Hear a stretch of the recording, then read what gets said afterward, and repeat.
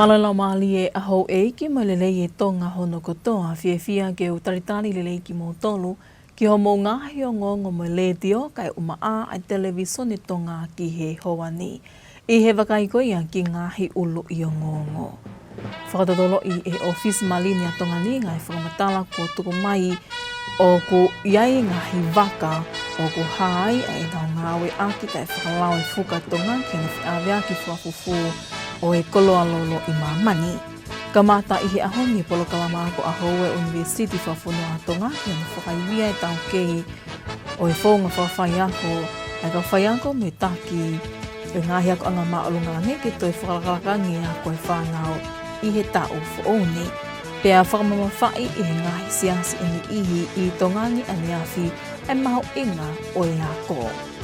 O kuto e penga i tala noa kehe ana iangi pehe ta wakai ki ngahi o ngongo mihe mala e o i sipoti kai uma ai tuunga o i ea. Ko e wakai lewa e niki he whakai ki ko auriliani polutele.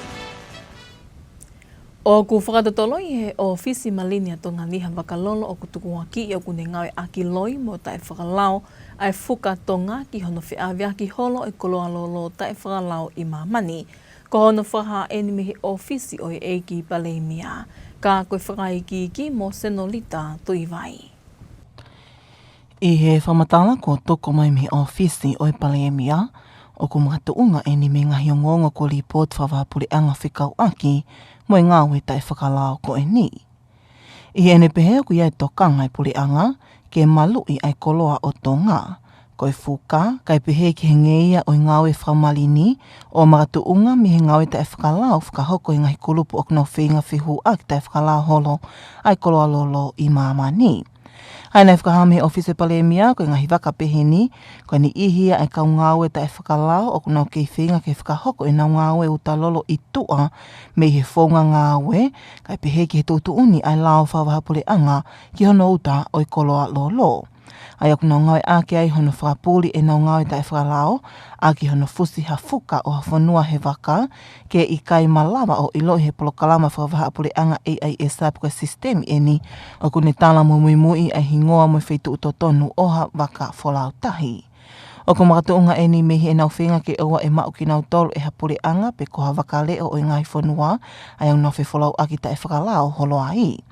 Ne toi whakahame he office palemia, talo mei he wawhi māua, ai i kaingi toi hokot hale sisi ta waka whewholau aki whawapule anga a Tongani. Pea i he ene pehe, ka iai ha waka muli o kune wholau ngawe ake e whukatonga, pea kumahino ia o whakahoko i he whonga kā mo i kai hangofua mei he pule anga Tonga.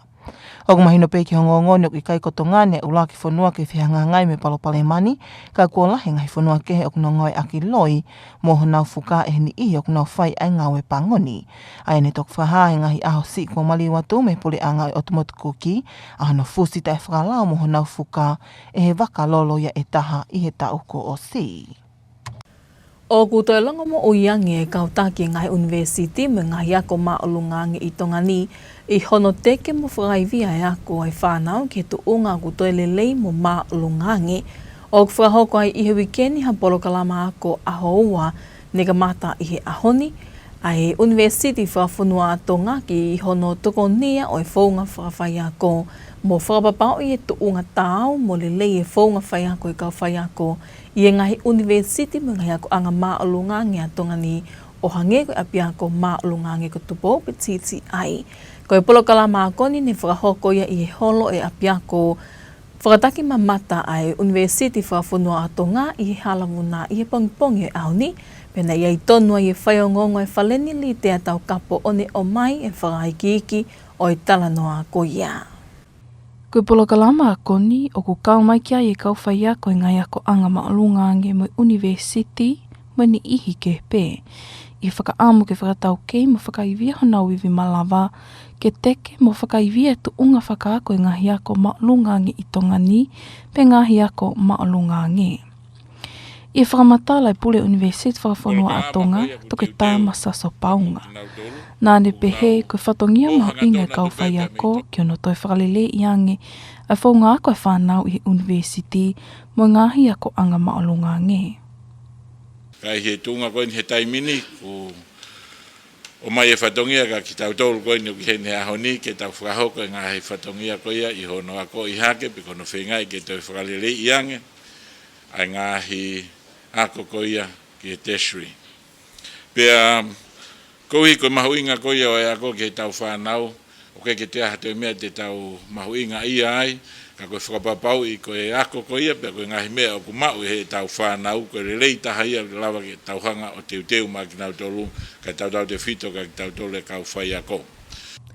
Nā toi pehe e toke tā paunga, koe whia mau ke a koe University i Tonga ni, ke oa e whai hawhi au auhi, ka ke nau whengau e aki whakataha ki hele lei, mo tu uloa whakalūku fua a Tongani ki e kaha o. Oku lahi e whiau auhi, e anga whewheho mo whiau auhi pe moe, pe mo University koe, pe mo apiako koe, ngahi polokalama koe, ko mea pena e mahino na whawhenke whakamahino ka ki nau tolu i kai. Ko tau tolu koe ni Tongani, o kia he tau whatongia whakaluku fua, o kia tau whatongia whakawhonua. Toki wahe ai pe ke he ngahi waa kehe, i he ngahi apiako kehe, ka koe tau mua ku taha pe. O ki kai ke ai ha fusiaki pe, o kai ke ai ha ngā aue ke pehe ke whiau auhi whewhe, ka pau kia whiau auhi ke whiau auhi ke lelei ange, o whakahoko whatongia, pa mo lelei ange, ai ngāhi koloa koia o ku mau e whanau ako.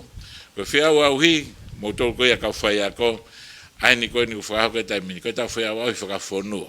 Ke whakapapau, ko tau tolu koe ni e Tonga, kau whai ako e Tongani, koe tau whanau ako ku te ui, ke tau atu, o mahulu atu e nau ngā ue, i ngahi University koia i muri. Lolo Tonga eni, nai poupou a mihi pule ngahi ngawe whakaako e ako anga maulungang a aukalani i loa ko Ace, Leonie Menzies, a whengau aki ko nau whakahoko. Nāne pehe, ko whengau aki ko ni o i kai ko whewahe aki pe e ngahi tau mua ngā we. Ka ko whengau aki i he whi whakaapa aki, mo wakai i ngahi tau mua mo lelei whakalūku fua e tamasi i mo tahine ako takitaha. Tau te whito ke nau tuku pā ke lava mea ai toko taha ako. Koe alueni ke tau e whā, hona whakotoa ai University whakawhonua a Tonga. Pea koe taha e niha ngahi makamaile mahu inga, ki ono wakai i mo whakapapau i oku kakato i e kau whai ako, ai ilo mo tau kei whiunga ki ono ako i e lava mea ai whanau ako. Koe uhi ko hakahau oku lelei mo tu uloa, ma aho nau kahau mo whonua whalūku fua. Kai kehe ne kamata e polokalama koni i he ahoni pia e kakato pe ki a pongpongi. Mai o ngonga le tio me televisione Tonga, ko auritea tau kapo. O kuvikia e he eiki pale miano pele whawhanua e makamaile kua usia e Tongani hilia hono whili o toke tā Paula vivili koe fuafua Tonga ke hoko koe tale kita seniale o kau taha whawhitu u community e Pasifiki, PSPC i he tau e ne whitu walu hono fuatuu o e kau tahani, ko hono whili eni o toke tā vivili ki he laka ngani i he whakataha lahi hono taha whaa, ai community e Pasifiki ne whakahoko i o katopa i tau ko si i Tongani. I he whakamatala tuk mai me he ofisi Palemia ne whakaha e he eiki Palemia no pele whakawhanua a ne poupou ke hokohake a vivili ke laka ngani mo ne tui ko si te maho inga e ni ki Tongani me Pasifiki whakalukufua ko e uhi ko tau kei whakataki mo e tau kei ngāwe o mau e vivili e tokoni ki ono whakaivia a whakahoko whatongia ai kautaha SPC. Nai hoko ai pea vivili ki laka ngani i Novema o tau ko o si, pea hoko hake ke e nau ofisi i Nomea, New Caledonia.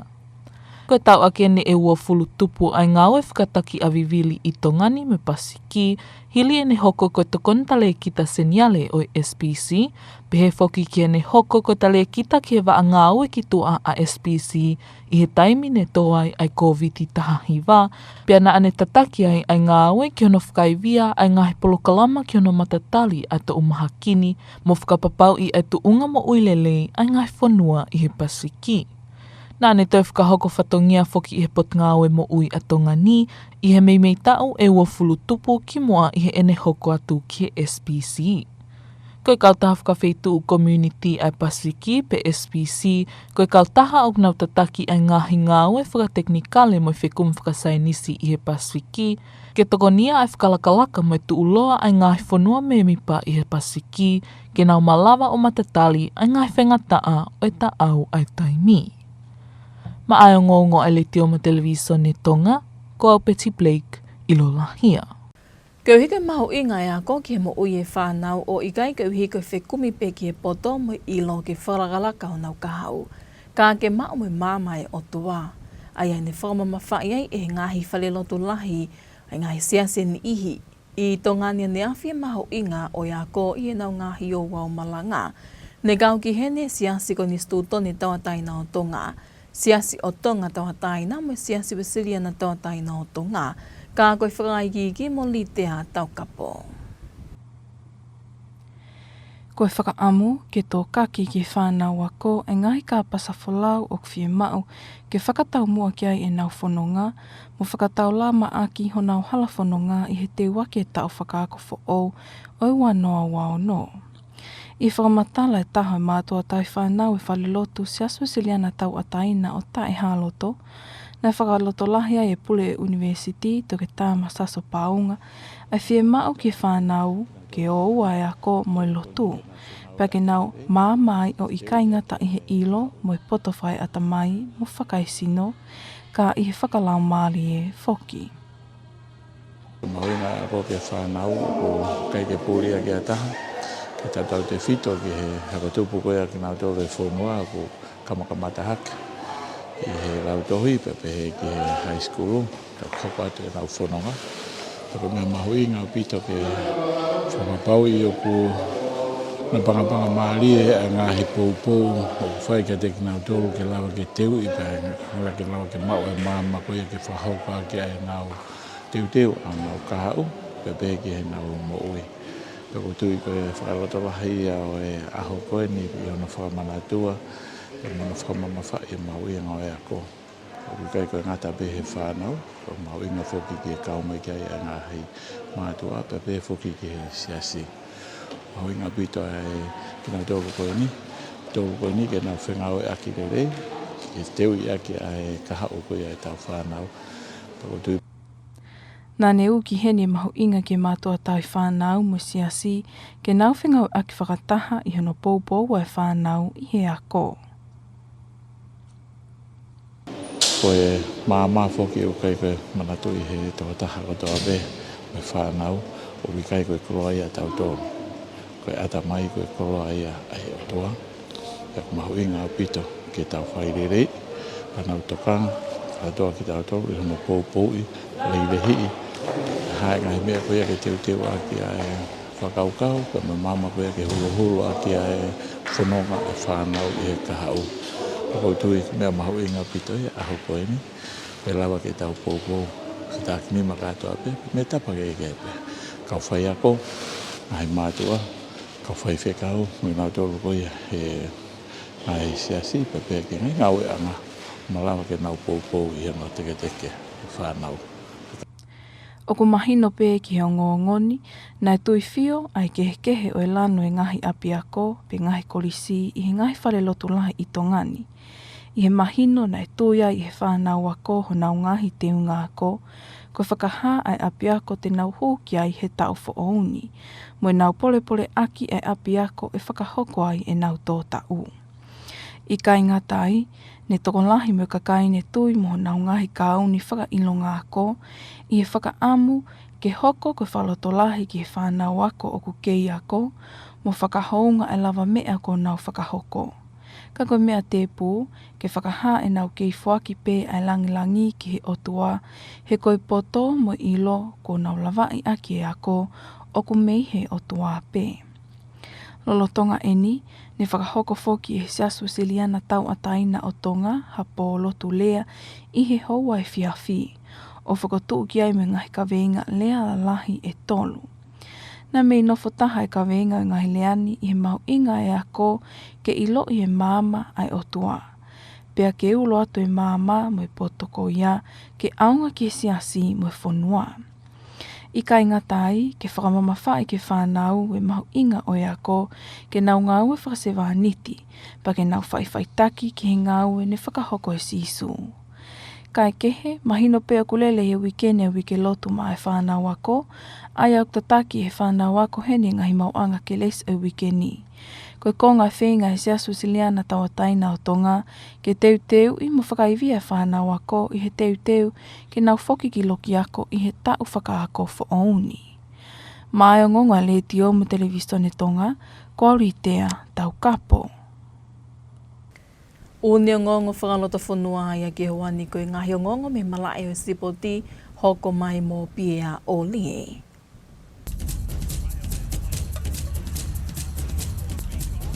Maro mo tau kei whilo ngoki koe wakaini ki he malai o sipoti. Ko siwai amara ke timi toko whitu whawhanua an Tonga ni i he whiauhi koe ngai timi karasi tolu o he whiauhi koe nei whahoko i tūpai i whasinga o i wike he malai taro toko whitu. Nei kai ke ola lelei e whenga timi he vilo takai e whakapulu pe paua ke na tehari a i pe mo Colombia ai mui maia o e whiauhi ni aneafi. Nei ka mata lelei e timi a Tonga ni he konga uruaki e whainga o ka katoa e taimi o kutake e kautoa pea mei he whoipiri o te ko e tahaua ki he whitu ne ako ne na o swepaki pe mo Colombia i he vilo takai e kulupu nei kau ke e Tonga ni. I he whoki whakonga hono wā to e kolose se ni ale e timi o e sio sailose la ni tatao bea tānake to e poi ni ki he taha hiva, pea ne kaha iohu o ua taha ka e toki whaiva ai timi ko ia mei he whakatonga o Amerika i he toi ngau e taimi. O tonga nini hangai ku tawhihu ai a Colombia ia o turikaki peo whalaka ke kai ko e ua ono ki he ua taha no whai a tonga ni he mui mai au e whiahui pe ko e sea whika walu. Kai ke he nei kuna e kānata e ka kai tangata kai awe ki Afrika tonga e hau aho i kwhawhine. Na e tapewa timi whatahataha an tahiti he whaawa e whiau he ngai karapu soka e Oceania a ke kai koe taha ki he ua e whakatonga koe a Meripoane i he pāke i te ni eni inu sila he whasinga o wike. Koe kuna koe e South Melbourne be mi he hua to Andrew Meso Nouri o whakahoko e akatautea mi he tua puha tahiti o tohi e nau fuafua poi ni mo i kuna kai urungia a tahiti. Neongona e mahanga e ngotimi ko ngalahi o e vaingani kana hoko e poini nei tāna ke te andelu ke veteki ai whailonga ne mei ke mahanga e ngotimi hata ane a whi. Nei te rāki mai e Tahiti e vaingani ko ngā uluaki pe mihi akatautea loto puha ia nei whahoko e Manari Jean i he makara tau pene whahoko e koe Andrew ai poini whakaosipa mai timi a Meripoane. Koe poini koe a Jean nei whahoko i he mei ke kakanta ko ngā uluaki ai vainga me he whakatopi koe reo kolo a Meripoane Sanamanov Terenakova o taki ai koe tahaki e noa. Kage, nei hoko taipe e whenga ko ia a e timi me whātonga Meripoane o nau toi tāna ke toi poini ki he ikuna ko ia e nau fōfōwa inga i he whiahuini. Neongo na e mei ke toi palafu a e matapure fisi ko ia ko te vita o waranai walu he timi ko ia Tahiti ka nei puka le reipe ni he kau malukolo ko ia timi mei Meripoane. E tau te ki holomui pehe ki he malai koe te rautoka whitu ko whotu historia who e timi Yarrow Chiefs i he whiau hi McDonald's Coral Coaster to whitu ko ia awhisi hono i kūnai kalauni e whiau hini whainolo pia mo timi ko ia Ravuka Sharks a ke kai koe ua walu ki he tahaua. Nei kamatare rei e whangaanga me Ravuka o konga uraki enu nau no toto korosia hela i te taa ko ia Chiefs o ngari te nau whawau i he whiau hini ka nei i kai. Ne e toi whawepaki wheweka pēa kau ho iki, pēa kai ke tukulolo i Yarrow, kai whetongi tuki, a ke te tao e ua, pēa ne hūwhato ose a ka o nau taki ai, ko e taha whaa ki he taha ua. I whoki whekonga hono ua, me pōre whaawa o e hau who'ou, i ano hike tūnga vai ngā, ke nau toi krosio hoko ai pē he laini tata o, mo whapapau i ai pē, ko e nau fuafua i kūnaini, i e nau fuafua ka watu ki he whiauhi ko i ai Coral Coaster Sevens. O hoko whoki ai kuna ko niko makamaire who ia ki he temi a whisi ko ia ko Yarrow Chiefs hiri ko ia ai fuafua taimi ni ke nau huanto o whiauhi mo whawhikiki i he ngai temi ko ia he whiauhi tūki mua ko ia a whisi nai whahako i he whasinga o i wike. Pea kua tukuange mai he taha kau hero tōmori riu ko ia e mala e sipoti Sunny Bill Williams ai ne whakamatala o whikau aki pe mo e tuku ki tua koe ne whaia ko Albereki Scott Robertson pe mo ne pehe au keike ngata pehe whaia ko ke tuku ange pe mo iai e ngāhi whakau kau fo ke timi ko ia no sila. Nā ne tuku ange mai e taha ngāhi pe se media whaso siare ai ne pehe ke ui mai a di sa vea ki raka kapteni pe ke no fumau pehe toko taha. O ange koe ko tau whatunga motua ai timi a no sila. Nā ne toi whakotu whoki ai ke oange pe kandidati a Jamie Joseph kai pe whoki ki a Tony Brown ke whiri le whaiako whaau ko ia a timi Albereki. Koe taha whoki e ne ngāhi whamatala i he taha pe me kau whaiangongo ni kei vainga whakau si koe pe mai timi Albereki e sem whainolo i po mamani wanua tahiwa nā ne whakahai hong ne fuwhia mao pito i nau tolu i matakari potensia pe whoki he kāinga whisi ki hono wharere timi ko ia Albereki o kai ngata pe he timi ka kawat whoki ai pe mo ofisi. Nā ne pe whoki ai umau whainga maari ki nau tolu ko ia kau toa maroro e mala e ke nau hoko aton tataki ai timi whawhanua anu sila. Nā e osi whamatala whoki e whao tuku ko ia anu sila ko naite Steve Hansen ko taha Sunny Bill Williams e kau tangata o malawa ki whakatoa ngai a te rita lelei au pito pia nai ohi lelei ha ke ihe timi Albereki o hao ke tunga maalunga koini ko ne maroro pia me ihe mala e kai ke lava peki o mai ne whakaukau toko ni ki hono whiri ko ia mono wharere timi whawhanua anu sila. Nei pe whoki ai Steve Hansen ko tahe malo hinga ko e Sunny Bill Williams ko ntokango ki whamalo sino pe whoki ki he whaunga ne malawa pe e ia te ia pe o whakahoko to mala e lotonga ai wa inga. Ko e Sipo TV.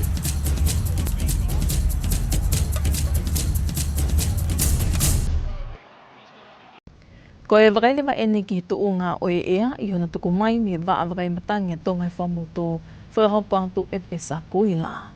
Wale lau mare ho eki bea moerere e tau totoa, te tari whiawhia ki motoro ki e tau. Whamatala ea ko ia i he whiawhini. Pai tānoa la lahe vai ne aho whatonga i angi. Alo mare pe ke ko ngalahe kai vai whanua ko ia o tutonga. Pe mala pe ke ia taimi au whiai. Moha uha tu moto o lo lahe ngai taimi. Ia ni hoa mana.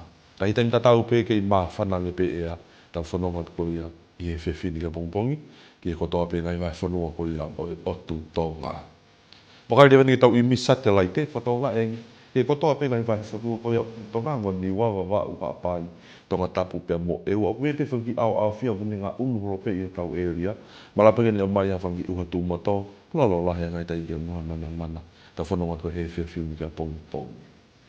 Wakai lewa ni aho ni maka hoko mai e Pasifiki. Mila ki alomari e pe o tutonga i aho ni maka hoko mai. Pia pe whangi au tamak uha. O kune ngā unuhoro pe me ka whatonga whafunga. Ko nui ka mo whalaite ko ia wikeni ki Tongatapu pia mo eua. Pia te kai pita ko ngā matangi o angi pia me he tonga i fo. Te mina tau pewai mo au tamaku o tau ni ngā unu mai pe i toko naku ko ia whaosinga wikeni ki he o tutongani. Pia mo hahaviri o kuwangi maa o hea ni makahako. Pia me he tonga i fo ki he kongalahi o tutonga. Kai tau whanonga ko ia i he whiawhini ko ia pongpongi. Katonga e angi me he ongo niwa. Wawa uha pai ka whatapu pia mo eua. Alo maari e pepe te hentai me au whiai, mala pe kei moha uha tu moto o lolo lahi i hanga taimi. Kei yangi mo whiangi aki pe toka anga matangi, o au pe kei mairi tahi hongo fulu, ni kotoa pe nahi po tahi ko ia o tutonga. Mo lalo tahi le wako wha mawhanake koni, i kiri se sase ua wha ki he unga ono. Tau whamatala e le fwoi ka pongpongi, whatonga yangi, au ki se au tenu alo maari e tuke ngai. Au tamaku o pungi ngaku pake ngongo niwa malape ke lola he ngai tai na moha manangan. Ke yangi ki pe mo whiang ake habiri o peke maritahe hongo fulu. Ni kotoa pe ngai po tahi ko ia o tutonga. Walunga tahe wako fo mawhana ke pongponi. Ni se tolu taha. Ke tolu o ke kotoa pe ngai vai whanua ko ia o tutonga. Tai mi hua pe mo maha ko tahi. Tau maari e ia ko totonu e walu he whiawhini. Ma toka ia i hawhi ai tolu aheni hengi. Ko la āma mahina. Amanaki ki hopo la a pongpong o sta whāne hono, pia tō ia i osi o waru pe me fitu, pe whiawhi peko ia a pongpong. Hopo i mahina os mi te ono pe me fitu, a pongpongi pia tō ia i he toi mini te wahima, ki he hiwa, i he whiawhi ko ia a pongi. O as pia tau wakai ki e tau whamatala e koi ki aho e nima ka hako mangi alofa, o kamata i he pure lulu, ki he sāpate ko ia whaosinga o weekendi. Whatonga ia ngi tau ki whia pe moha alomari, tuke hange taime au fia e whotunga langi, pe malape ki ai moha ukatu mo tō holo. Ololola ia ngai taime tau te whito ki whaite ko ia whaosinga o weekendi. Ia tene whaope ki alomari e tuke tokonaki, pe mo sāpate. Kai kei malape ki ai moha ukatu mo tō holo tau whanonga tukai whaosinga o weekendi. Olo mata hari mako whopawhana ki a ni maka hapapa ki Nuku'alofa te gili se ua hiwa ki he tolu taha. Ko ka kato ia e tau whamatala ea, malo apito ho mea mai, ka mea. Ko e to o ngai a oi ea, ka tau toi whakaiangi pehe ki ngahi ulu i o ngongo. Whakatotolo i e office malini a tonga ni ngai whakamatala ko tuku mai o ko iai ngahi waka o ko hai a e tau ngāwe aki tai whakalau e whukatonga ki na whiawea ki whafufu o e koloa lolo i mamani. Ka mata i he aho ni polo kalama ko aho e University whafunua tonga ki na whakaiwia e tau kei o e whonga whawhai ako ai ka whai ako me taki e ngahi ako anga maalungange ki toi whakalakarangi ako e whanau i he tau whaoni. Pea whakamamawhai i he ngahi siasi ini ihi i tongani aniafi e maho inga o e ako. Mo e kakato e pia ngahi o ngongo mo e letio kai uma ai television i tonga ki houani mo e whakaamu ne au taki kotoa ato pia ki loto whale kotoa. Kai maloi tau kei whi au mai ka mo mea.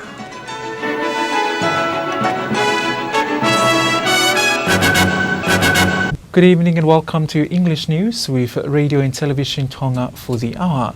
Leading a bulletin, Tonga Maritime Office investigates international sanctioned oil tankers that are falsely flying the flag of Tonga. Tonga National University partners with AAS New Zealand in delivering a tertiary teaching and quality assurance workshop, and Churches observes Education Sunday yesterday. We'll have these and more stories later on in the bulletin, as well as the latest from sports and the weather update. Now for the news in detail, I'm Vafunotu Paula. The Tonga Maritime Administration Office is investigating reports of oil tankers using the country's flag illegally to transport oil worldwide.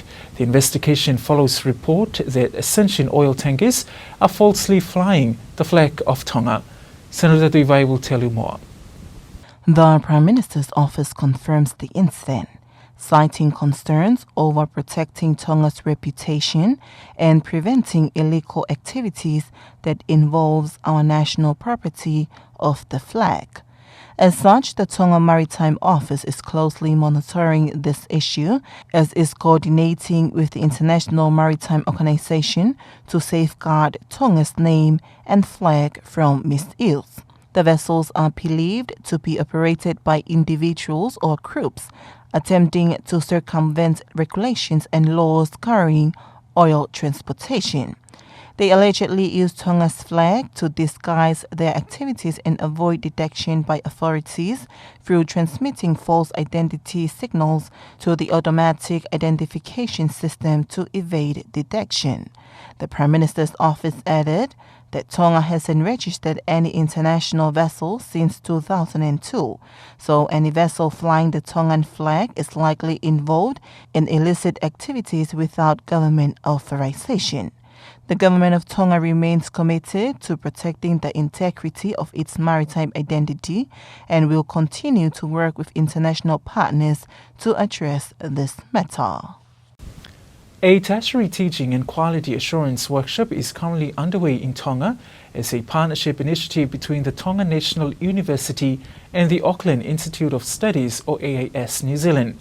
The workshop is currently held at the Tonga National University's Campus for Tourism at Vuna Road, which aims to strengthen the teaching practices in Tonga and enhance quality assurance in tertiary education. Lidia Taukapo with the detail. The workshop brings together tertiary school teachers, school leaders and education stakeholders for professional development and orientation, focusing on maintaining, promoting and strengthening the quality of teaching and learning within the Tongan schools and tertiary institutions. In his opening remarks, Vice-Chancellor of the Tongan National University, Dr. Masaso Paula, emphasized the vital role that teachers play in improving the education system.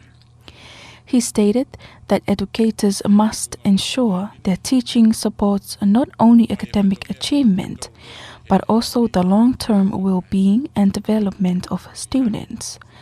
Dr. Paula further highlighted that education at the National University should prioritize cooperation rather than competition, stressing that the focus must be on excellence gained by students rather than rivalry among institutions. Meanwhile, Dr. Leonie Menzies, the head of academic operations at the Auckland Institute of Studies from ACE, New Zealand, expressed strong support for the partnership. She noted that the collaboration goes beyond shared professional goals and is built on mutual respect, consideration of individual students' aspirations, and a strong commitment to students' success and well-being. This workshop represents the fourth major milestone in the establishment of the Tongan National University and plays a key role in evaluating and strengthening faculty capacity. It ensures that educators have the necessary knowledge and experience to teach effectively and contribute to a sustainable future for students and the nation as a whole.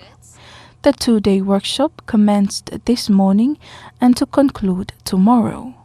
Reporting for Radio and Television Tongan News, I am Litea Taukapo. The Honourable Prime Minister Lord Fafanua has commented on the appointment of Dr. Paula Vivili as Director General of the Pacific Community, or SPC, following his formal confirmation at the 14th Pacific Community Conference that was held here in Nuku'alofa in October last year. This appointment marks a significant milestone for Tonga as Dr. Vivili becomes the first Tongan to hold the role since the organization establishment 78 years ago. More on that story with Betty Blake Ilolahia. In a statement from the Prime Minister's office, Lord Fafanua expressed national pride in Dr. Vivili's achievements, stating that his many years of dedicated work in national and regional health and development have not only been recognized, but will also strengthen Tonga's contribution to Pacific leadership.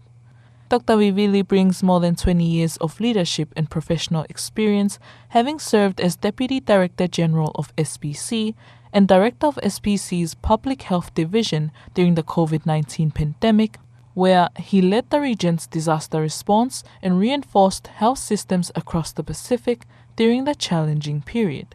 He also served for nearly 2 decades at the Ministry of Health in Tonga prior to joining SPC. Dr. Vivili officially assumed his role as SPC's 23rd Director General in November 2025 and is based at the organization's headquarters in Nomea. Reporting for Radio and Television Tonga News, I'm Betty Blake, Ilolahia. And churches across the country observed Education Sunday yesterday, a dedicated day marking the beginning of the 2026 academic year. The day highlights the importance of education and spiritual grounding as students prepare to return to school. More on this story with Litea Taukapo.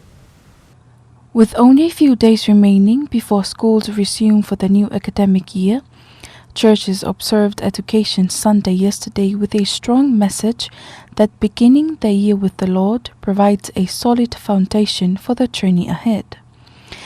Many churches were filled with color as children attended services wearing their new school uniforms, while graduates also took part wearing their graduation gowns as a symbol of achievement and reflection.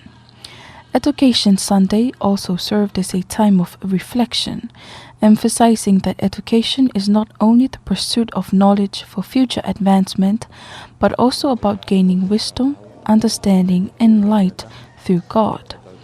Churches involved in the observance included the Free Constitutional Church of Tonga, the Free Church of Tonga, and the Free Wesleyan Church of Tonga. Speaking to Radio Tonga News, Vice-Chancellor of Tonga National University, Dr. Masaso Paunga, highlighted the importance of education in shaping children's futures. He encouraged students from primary to tertiary level to always combine their education with prayer, so they may reach the light of God and His wisdom.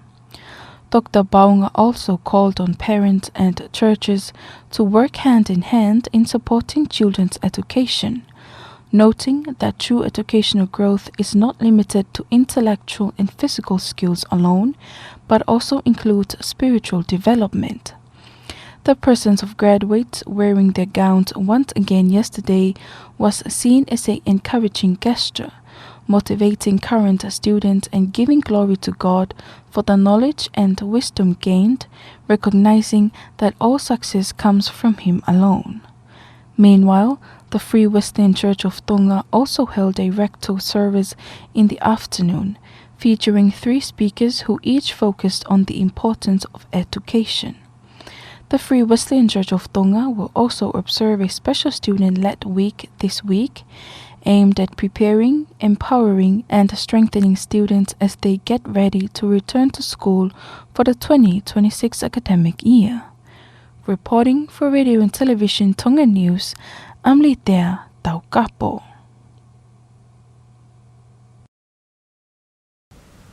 And that's it from the local scene. Sports is up next after this break with Pierre Ollier. Stay tuned.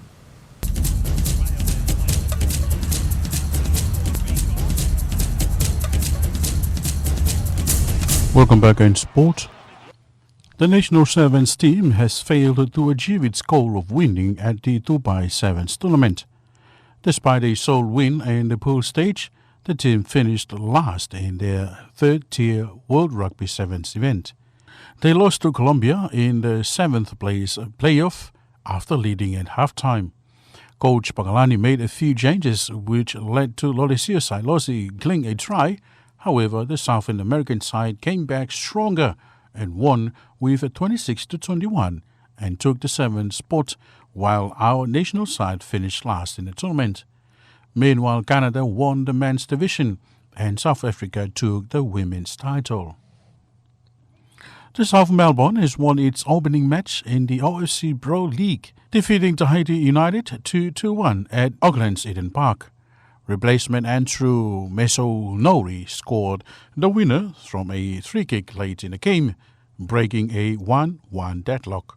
Tahiti had taken the lead through Jean superb goal, but South Melbourne fought back to secure the win. Tahiti United led 1-0 at halftime thanks to Manari Shan's superb free kick from outside the penalty box. Shan curved the ball past Southern Melbourne goalkeeper Saramonov Terenakova in the 36th minute. Tahiti continued to pressure South Melbourne with Devita Warainavalu combining well with captain Deau Nui Tehau and Shan. But South Melbourne's defense held firm with goalkeeper Jackson Gardiner making crucial waves.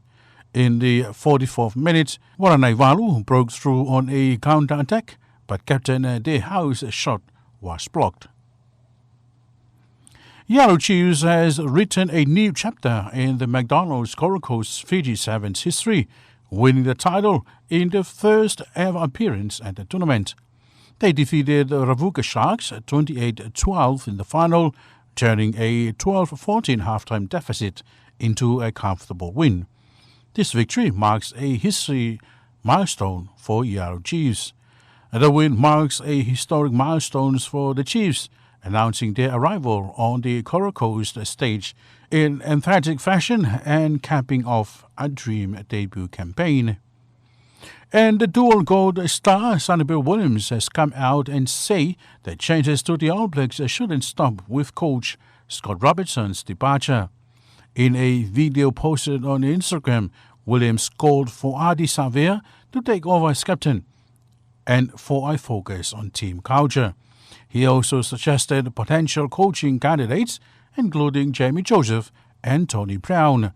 In his last press conference as an All Blacks, after their semi-final exit at the 2019 World Cup, Williams took an unpromoted opportunity to call for more brown faces in the All Blacks coaching setup and New Zealand rugby administration. It was a point he stands by, saying in his post that New Zealand needs more flavour. Meanwhile, the former All Blacks coach, Sir Steve Hansen, rated Williams the best athletes he's coached in a pure athlete sense. His training habits and his off-field habits were world-class. And that's sports news.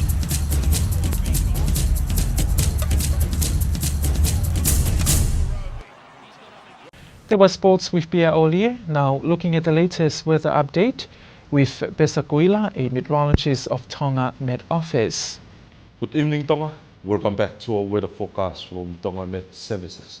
Our headline for this evening, we expect fine weather over most parts of Tonga and becoming cloudy at times with developing occasional showers and be heavy falls at times with isolated thunderstorms. But please take note the continuation of warmer air temperature for all of Tonga land areas. Looking into our satellite imagery, as you can see from the newest Vava'u Ha'apai, Tongatapu and Ewa, mainly fine apart from fair bits of low clouds. Moving in from the northeast, and it will bring occasional showers can be heavy falls at times with isolated thunderstorms for all of Tonga land areas. Across within the next 5 days, as you can see, mainly fine over the kingdom of Tonga apart from this week trough, moving from the south to approaching Tongatapu and Ewa by this Thursday and Friday this week with occasional showers. However, you're now concerned with another trough moving from the south to approaching Tongatapu and Ewa and continue to Ha'apai by this Saturday, the end of this week, with a fresh to strong southwesterly winds over most parts of Tonga. Let's bring in the weather closer to home into Island Division from this evening until early tomorrow morning. We expect fine weather apart from low clouds moving into the north, especially for the news, and it will bring occasional showers, can be heavy falls at times with isolated thunderstorms. Light and variable winds of up to 10 knots for all of Tonga coast for waters and overnight minimum temperature of around 24 to 25 degrees Celsius. Forecast for tomorrow, we expect a similar condition with a fine weather apart from fair bit of low clouds moving in with occasional showers and heavy falls at times with isolated thunderstorms. Light and variable winds of up to 10 knots for all of Tonga coastal waters and a maximum temperature for tomorrow of around 31 to 32 degrees Celsius in Tonga. For the tide prediction, high tide at 8 o'clock p.m. tonight, low tide at 2:30 a.m. early tomorrow morning. Sun and moon, sun will rise at 14 minutes past 6 tomorrow morning and will set at 7:28 p.m. tomorrow evening. Moonrise 7:06 tomorrow morning and moon set at 8:31 p.m. tomorrow evening. Wrapping up with our 5 days outlook for Nuku'alofa, starting this Wednesday until Sunday, the end of this week, we expect fine weather apart from cloudy periods with a possible occasional showers, can be heavy falls at times, especially for this Friday, and becoming fine later on Saturday and Sunday, the end of this week. Maximum temperature in the next 5 days for Nuku'alofa of around 29 to 39 degrees Celsius. Thank you for tuning in. Malo Opito. See you next time. That was Besakuila with the latest weather update, wrapping up your English news package for radio and television Tonga for tonight. But before we part, here's one final look at the hour's top stories. Tonga Maritime Office investigates international sanctioned oil tankers that are falsely flying the flag of Tonga. Tonga National University partners with AAS New Zealand in delivering a tertiary teaching and quality assurance workshop, and Judges observes Education Sunday yesterday. That's it for tonight. Thank you for joining us. I'm Paula. Good evening.